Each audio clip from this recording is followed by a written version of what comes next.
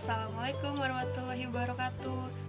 Perkenalkan, nama saya Nurul Istiqomah dengan NPM 201063105589 dari kelas 2D Program Studi Pendidikan Matematika Fakultas Keguruan dan Ilmu Pendidikan Universitas Singa Perbangsa Karawang. Video pembelajaran ini terkait dengan mata kuliah Filsafat Pendidikan tahun ajaran 2020-2021 semester 2 dengan dosen pengampu Dr. Haji Dadang Rahman Munanda MPD. Judul yang akan kita angkat yaitu ada elemen-elemen pendidikan dalam perspektif filsafat.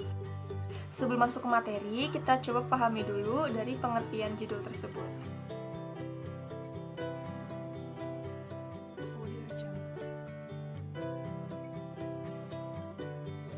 Di sini ada elemen-elemen yang berarti bagian-bagian dasar yang mendasari sesuatu.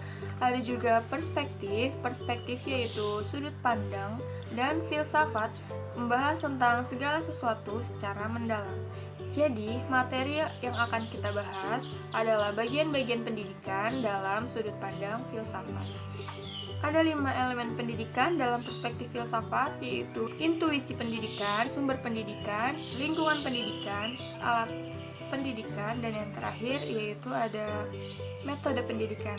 Mari kita bahas satu-satu. Institusi pendidikan.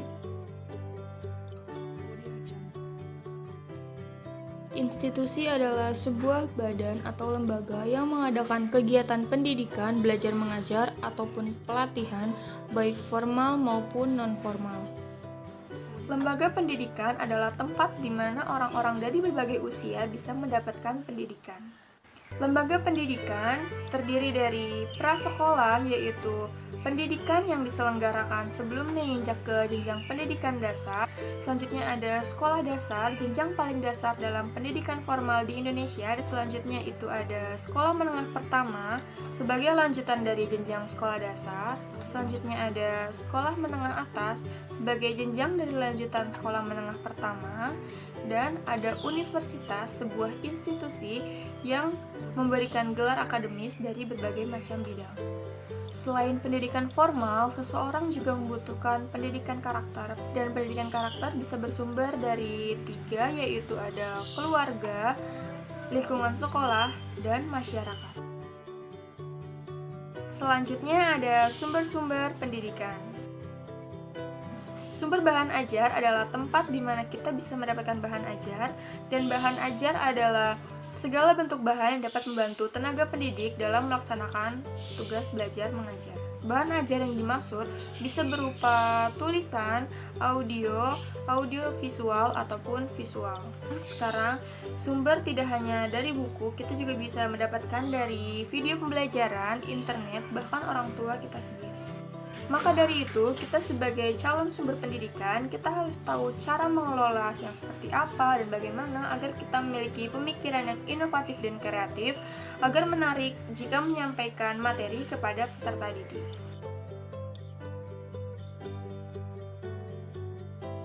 Selanjutnya ada lingkungan pendidikan. Fungsi dari lingkungan pendidikan itu sendiri yaitu mengajarkan tingkah laku umum dan untuk mempersiapkan peranan-peranan tertentu di dalam masyarakat. Lingkungan pendidikan yaitu ada 3. Yang pertama, tempat atau lingkungan fisik. Bisa berupa keadaan iklim, keadaan tanah, keadaan alam. Dan yang kedua yaitu ada kebudayaan atau lingkungan budaya, menyangkut tentang warisan budaya, serta yang ketiga ada kelompok hidup bersama atau masyarakat. Adapun Ki Hajar Dewantara menarik garis besar dari lingkungan pendidikan yang disebut dengan Tripusat Pendidikan, yaitu ada keluarga, sekolah, dan masyarakat. Selanjutnya ada alat pendidikan.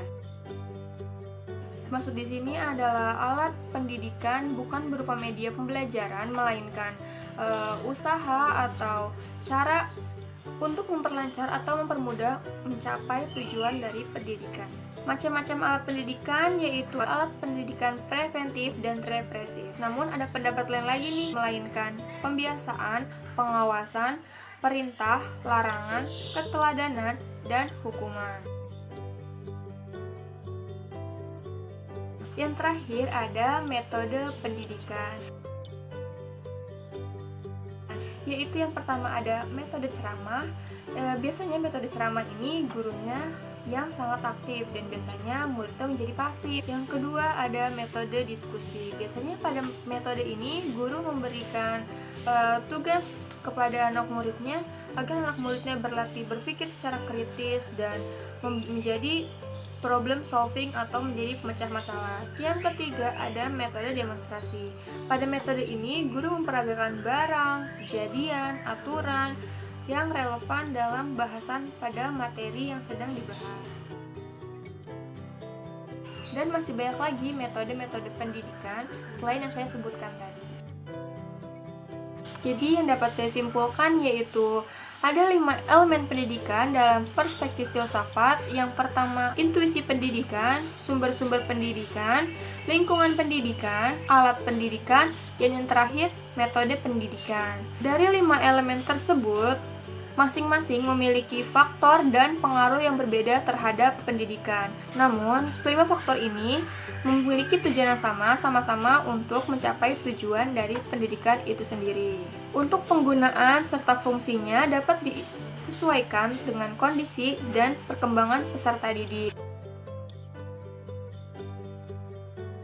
Mungkin segitu saja yang dapat saya paparkan untuk materi kali ini. Semoga video ini bermanfaat untuk kita semua. Dan jika berkenan, tinggalkan like dan subscribe di channel ini.